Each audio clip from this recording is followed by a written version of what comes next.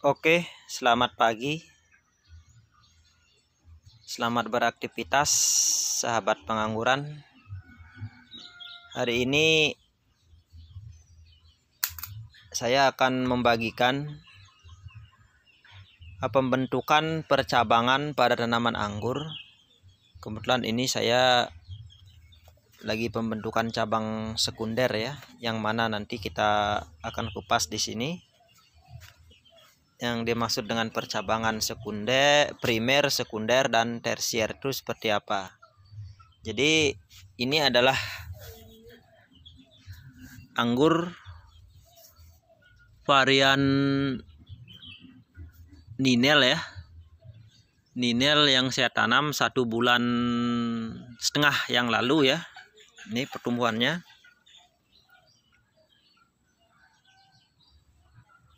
Ya, nah, pucuk aktif ya.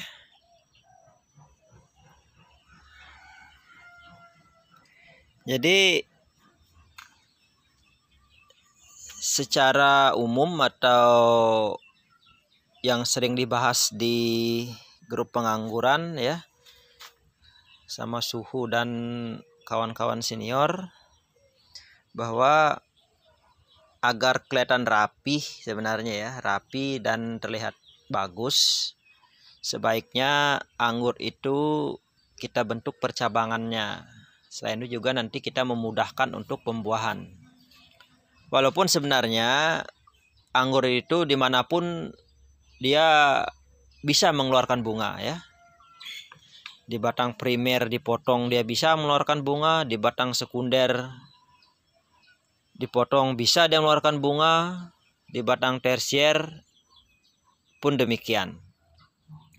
Namun di sini yang akan saya bahas biar nanti kawan-kawan pemula tidak bingung, nanti biar sambil belajar biar tanamannya terlihat rapi ya. Jadi kita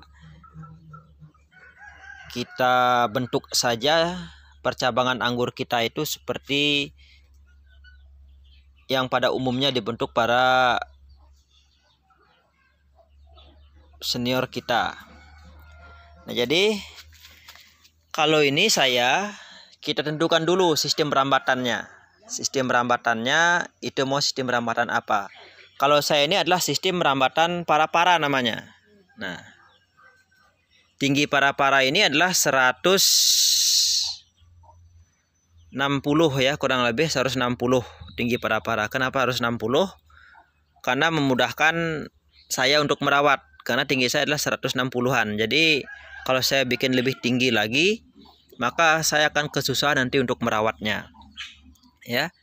Nah, jadi ini adalah sistem para-para. Ini kebetulan juga di dalam naungan ya, pakai naungan atap UP. Nah, kita mulai saja bahwa yang di bawah ini ya, yang batang bawah lokal ini namanya batang rostok. Nih ya. Ini namanya batang rostok. Kalau yang ini nih rostoknya kalau nggak salah ini adalah Red Master. Mudah-mudahan saya nggak salah ya. Jadi ini rostoknya Red Master. Kemudian saya grafting dengan varian Ninel. Nah, kemudian batang yang dari sini sampai ke atas. Nah, sampai ke batas para-para ini dinamakan batang primer ya, batang primer. Ya, sekali lagi yang dari sini ya, tumbuhan graftingan sambungan ini ya, sampai ke atas sini, ini sampai ke sini, ini namanya batang primer. Nah, kemudian saya bengkokkan. Ini yang saya bengkokkan ini namanya batang sekunder. Ini masih berjalan, ini masih pembentukan batang sekunder ya. Masih pembentukan batang sekunder. Nah, jadi batang sekunder ini kita atur nanti panjangnya. Ini akan saya buat panjangnya antara 1,5 sampai 2 meter ya nanti. Setelah sampai kepada batas yang saya inginkan nanti saya potong. Saya potong ya, saya potong dengan maksud agar menumbuhkan batang tersier. Yang mana batang tersier? Ini. Saya batang tersier ini bisa menggunakan tunas air. Ini namanya tunas air ya, yang mana tunas air ini tunas air. Ini namanya batang apa? Tunas bat, tunas utama yang belum tumbuh ini. Tapi biasanya dia tunas air yang lebih dulu tumbuh. Nah jadi ini saya pelihara. Nanti ya saya pelihara, nanti mungkin ada penyortiran batang-batang mana yang nanti saya pakai untuk batang tersier. Batang tersier ini rencananya saya buat sistem tulang ikan. Jadi tulang ikan tuh ada ke samping sini saya buat ya rambatannya untuk batang tersier dan juga ke samping sana nanti. Nah, jadi mungkin saya buat kalau mungkin antara 15 sampai 20 batang primer karena ini grounding di bawah ya, di tanah maksudnya. Sehingga saya bisa memaksimalkan batang pembuahannya. Nah, batang tersier inilah yang disebut dengan batang pembuahan. Batang yang bisa kita bentuk berulang-ulang. Kalau batang primer sampai dengan batang sekunder ini adalah batang abadi. Tidak akan berubah dia. Kecuali memang kita menginginkan pembentukan ulang nanti.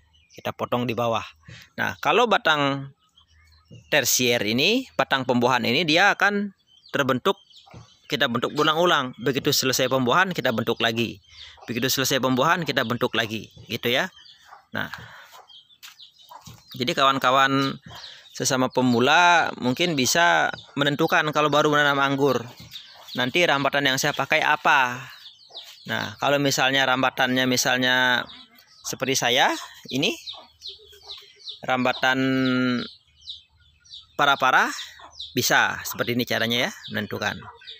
Lalu bagaimana dengan rambatan teralis pagar? Nah, di sini saya juga ada. Ini kebetulan sudah terbentuk batang tersier ini karena hasil relokasi ya. Jadi lebih baik ini langsung saya jelaskan sama. Ini kebetulan di planter bag. Di planter bag ya. Nah, ini adalah batang bawah RS atau rostock. Ini kalau ini rostoknya adalah Isabella ya. Isabella. Kemudian yang tumbuh sampai ke sini ini namanya batang primer. Nah, lalu saya bengkokkan. Saya bengkokkan kurang lebih ini 1,2 meter. Ini adalah batang sekunder. Nah, ini sudah berbuah ya, sudah berbuah sekali ini.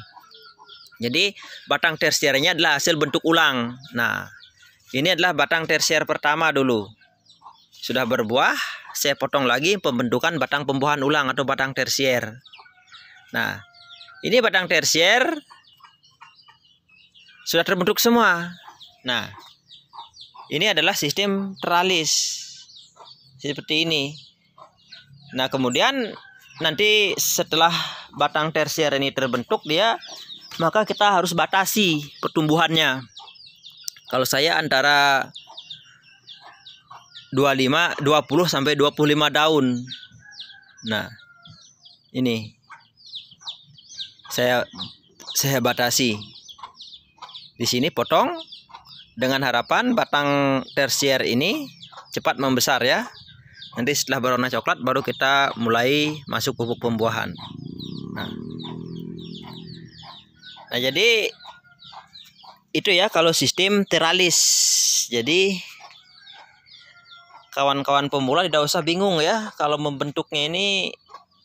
Yang penting kita sudah punya rencana, maka kita buat sistem perambatannya sesuai dengan selera kita saja ya.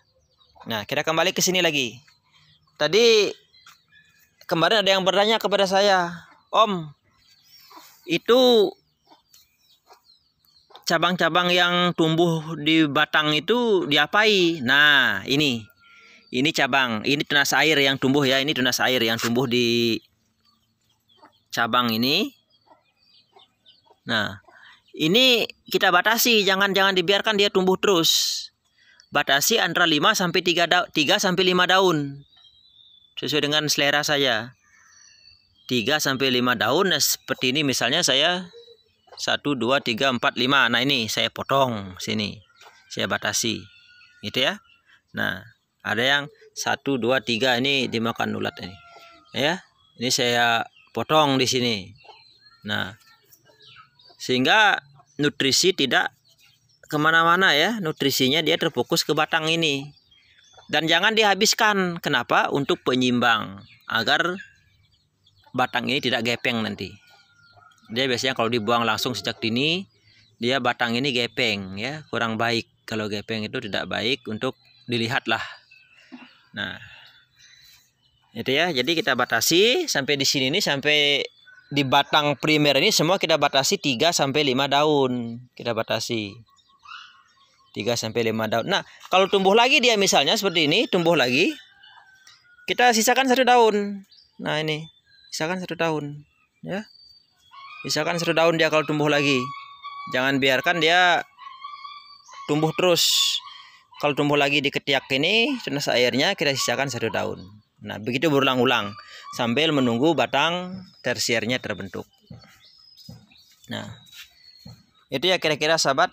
Nanti coba kalau yang di kebun satunya saya ada yang sistem teralis melingkar ya untuk di pot. Kalau di sini saya di kebun Taman Grep 2 ini tidak ada yang teralis melingkar.